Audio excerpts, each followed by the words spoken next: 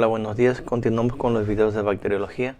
En esta ocasión hablaremos de dos géneros bacterianos muy importantes, Shigella y Salmonella, las chicas malas. En el caso del género Shigella, son bacilos gram negativos, no móviles, no forman esporas y están muy relacionados con el género Escherichia. Estos no se consideran parte de la microbiota normal del humano. Las especies de Shigella se clasifican en 4 serogrupos. Esos serogrupos, recuerden que a su vez pueden tener varios serotipos. Los serogrupos son el grupo de Shigella dysenteriae, Flexneri, Boydii y Sonnei. A su vez, cada serogrupo, como este, puede tener diferentes serotipos. Vean que es una clasificación un poco complicada, ¿verdad? La infección aquí se adquiere por el consumo de agua y alimentos contaminados con heces. Cuando el individuo los consume, esas bacterias llegan al epitelio intestinal, principalmente en el colon, y ahí la bacteria se multiplica. Son capaces de entrar al epitelio intestinal a través de las células M, esas células que son asociadas a las placas de Peyer, y ahí son capaces de diseminarse de manera vasolateral con el resto de las células del intestino. Aquí en este esquema vemos cómo está el epitelio intestinal, esa monocapa de células epiteliales con sus microvellosidades, pero intercaladas están las células M porque forman parte de las placas de Peyer. Este es justo el sitio de entrada de Shigella. Los factores de virulencia están codificados en plásmidos y también algunos en el cromosoma bacteriano. Por ejemplo, la toxina Shiga, que es enterotóxica, neurotóxica, es termolábil. Basta el consumo de 10 bacterias para iniciar la infección y la enfermedad en el humano. La infección, como vimos, se disemina de célula a célula, causando daño en el intestino. Y esto es posible a que esta bacteria pues, es capaz de polimerizar actina, impulsándose hacia adelante para invadir a las células vecinas. Vean que esta bacteria estaba acá y a través de la polimerización de la actina, ella se va impulsando, formando una especie como de cometa. La enfermedad típica es la disentería basilar o shigellosis. Los síntomas empiezan a los pocos días después del consumo de alimentos contaminados, ya sea con Shigella flexneri o disentería tipo 1, y las lesiones ocasionan lesiones importantes en el epitelio intestinal, como fiebre, dolor abdominal y por supuesto la clásica disentería con pus. Hay polimorfonucleares en las fecales y la presencia de la bacteria. A veces puede haber diarrea sin sangre. La recuperación tarda más o menos una semana y el paciente en todo momento debe de mantenerse hidratado. Por supuesto también tratado con antibióticos, ¿verdad? Generalmente el grupo más susceptible a los brotes de la enfermedad son los niños. Hay algunas secuelas posinfección en el caso de la shigellosis, como por ejemplo el síndrome de Reiter, que en un porcentaje considerable de los pacientes con Shigella flexneri, después de la infección desarrollan dolor articular, irritación ocular y dificultad para orinar. Esto por supuesto es difícil de tratar y puede durar varios años porque es una secuela posinfección. Ya no está ahí la bacteria causando disentería. Otra secuela posinfección es el síndrome hemolítico urémico. El paciente puede presentar anemia hemolítica, de ahí el nombre, y orinar de forma oscura, de color oscuro. Hay trombocitopenia, es decir, baja en las plaquetas y falla renal del paciente. Puede haber convulsiones, hematuria, y esto pasa después de la infección con Shigella flexneri o disentería. Para las muestras se recolectan heces o bien un hisopado rectal y se busca la presencia de polimorfonucleares y eritrocitos, y hay que hacer el diagnóstico diferencial de la amibiasis que también causa disentería.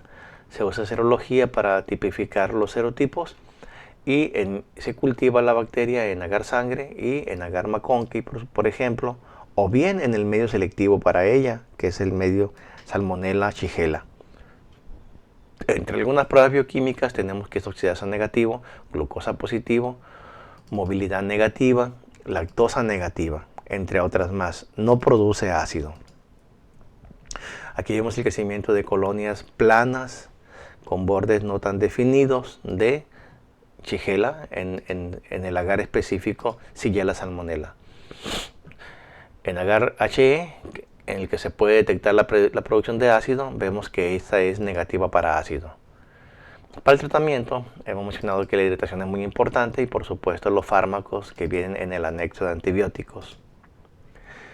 Esta bacteria sigue infectando a un gran número de millones al año en el mundo, de personas en el mundo, y también provoca bastantes disfunciones. Las fuentes de infección principales son esos portadores de la bacteria que están arrojando la bacteria en heces, ya sean sintomáticos o asintomáticos.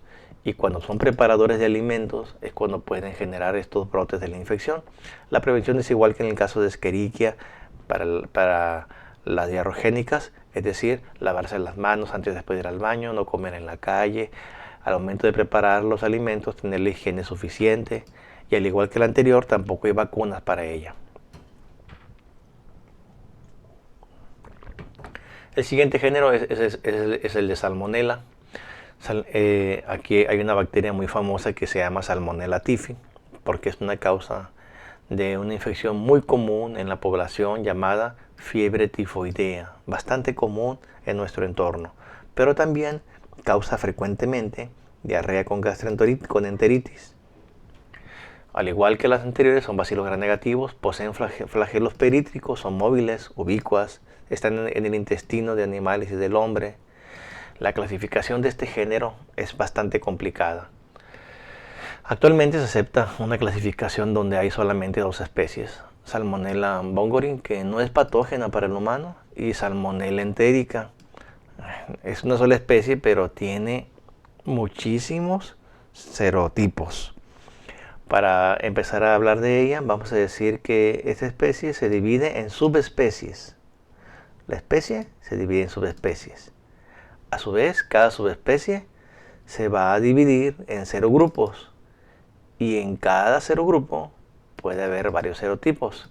Repito, la especie se divide en varias subespecies.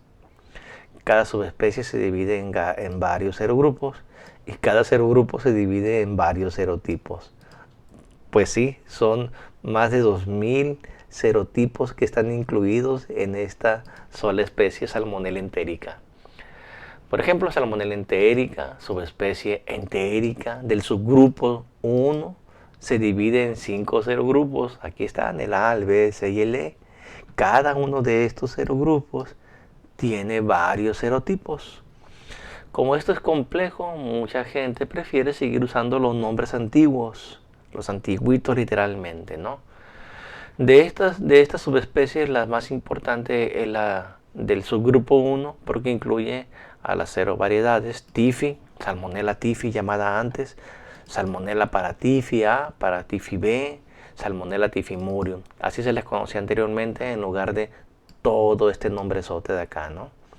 Y estas de aquí son las responsables del más del 95% de las enfermedades ocasionadas en el humano, las del subgrupo 1. Por ejemplo, Salmonella typhi es la responsable de la fiebre tifoidea y de cuadros de gastroenteritis con diarrea llamado salmonelosis. Aquí está serológicamente es O9, O12 y HD B positiva. Otra seriovariedad, este es el serovar typhi, pues acá hay otro serovar que se llama paratyphi A y paratyphi B, antes llamados Salmonella paratyphi A y Salmonella paratyphi B, que ocasionan la fiebre paratifoidea, también muy común en nuestra población. Todas estas serovariedades tienen como único hospedero al hombre. En cambio, Salmonella typhimurium puede causar zoonosis y también puede afectar al humano.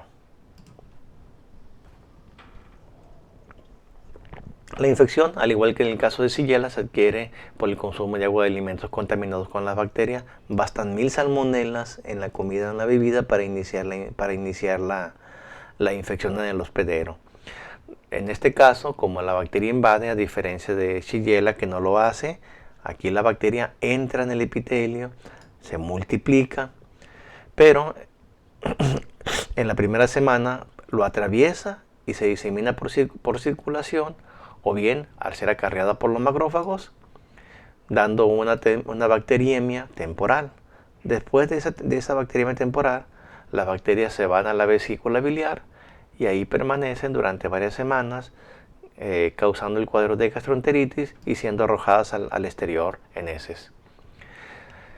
Bueno, entonces como datos clínicos tenemos que pueden causar salmonelosis. Esta es la clásica gastroenteritis, hay fiebre, puede haber fiebre entérica también, puede haber bacteriemia o puede estar en estado de portador, que esto es muy importante para la transmisión. Estos son los cuadros que puede ocasionar las salmonelas. En el caso de la gastroenteritis es muy común en la población. Tiene un periodo de incubación de horas a días después de ingerir la bacteria y generalmente está causada por enterititis y tifimurium.